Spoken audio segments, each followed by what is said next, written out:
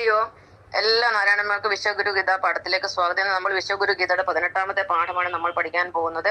ഓം നമോ ഭഗവതേ വാസുദേവായ, ഓം നമോ ദേവി വസുന്ധരായ നമഃ. നമ്മളെല്ലാം ജഗത്പിതാവായ നാരായണന്റെയും ജഗന്മാതാവായ ഭൂമിദേവിയുടെയും മക്കളാണ്.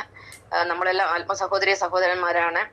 നമ്മളിലെല്ലാം ഭഗവാൻ നാരായണൻ നിറഞ്ഞിരിപ്പുണ്ട്. നമ്മുടെ ഉള്ളിൽ തുടിക്കുന്ന ഊർജമാണ് ഭഗവാൻ. ഇന്ന് നമ്മൾ പഠിക്കാൻ പോകുന്ന വിഷയം 26 എന്ന സംഖ്യയുടെ പ്രത്യേകതയാണ്. 13, 26 കലിയുഗത്തിന്റെ അവസാനം വന്നിരിക്കുന്ന കൽക്കി രാമന്റെ സംഖ്യകളാണ്. 13 സൃഷ്ടിയെയും 26 സംഹാരത്തെയും സൂചിപ്പിച്ചിരിക്കുന്നു. ഒരു വിഷ്ണുയോഗ്യമായിട്ട് ഈ പ്രപഞ്ചത്തിന് അല്ലെങ്കിൽ ഈ ഭൂമിക്ക് വളരെയധികം ബന്ധമുണ്ട്. അതുകൊണ്ട് ഈ 26 ഞാനുമായിട്ട് ബന്ധപ്പെട്ടിരിക്കുകയാണ്. അപ്പൊ നമുക്ക് 26ന്റെ പ്രത്യേകതകൾ എന്താണെന്ന് നോക്കാം. ഒന്നാമത്തേന്ന് പറയുന്നത് എന്നിൽ നിന്ന് തന്നെ തുടങ്ങുന്നത്. അത് ശീലായപ്പനായ ഞാൻ കേരളം വിട്ടത് 26ാമത്തെ വയസ്സിലാണ്. രണ്ടാമത്തേത് ശീലായപ്പനായ എനിക്ക് സർവനാശം സംഭവിച്ചത് 26 വയസ്സിലാണ്, 26ാമത്തെ വയസ്സിലാണ്. അതായത് ആഭരണങ്ങള്, വസ്ത്രം, അതുപോലെ പിന്നെ സമ്പത്ത്, പിന്നെ നമ്മുടെ പ്രോപ്പർട്ടി, പൈസ, സർട്ടിഫിക്കറ്റുകൾ എല്ലാം നഷ്ടപ്പെട്ട വർഷമാണ് 26ാമത്തെ വയസ്സ്. അതിനുശേഷമാണ് ഞാൻ മുംബൈയിൽ ഒരു പിച്ചക്കാരിയെ പോലെ വന്നത്. മൂന്നാമത്തെ എന്ന് പറഞ്ഞത് ശീലായപ്പനായ ഞാൻ കേരളം വിട്ടത് 26ാമത്തെ വയസ്സിലാണെന്ന് പറഞ്ഞാൽ അത് ആ വർഷമാണ്. അതായത് 1989 കേരളത്തിന് ദൈവത്തിന്റെ സ്വന്തം നാട് അഥവാ ഗോഡ്സ് ഓൺ കൺട്രി എന്ന പേര് വന്നത്.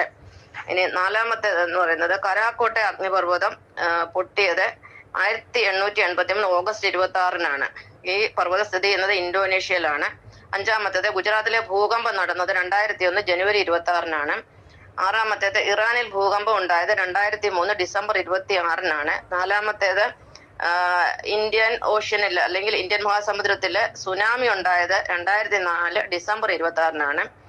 എട്ടാമത്തേത് മുംബൈയിലെ വെള്ളപ്പൊക്കം, മുംബൈയിലെ ചരിത്രത്തിൽ ആദ്യമായിട്ടൊരു വെള്ളപ്പൊക്കം ഉണ്ടായി. അത് 2005 ജൂലൈ 26-നാണ്.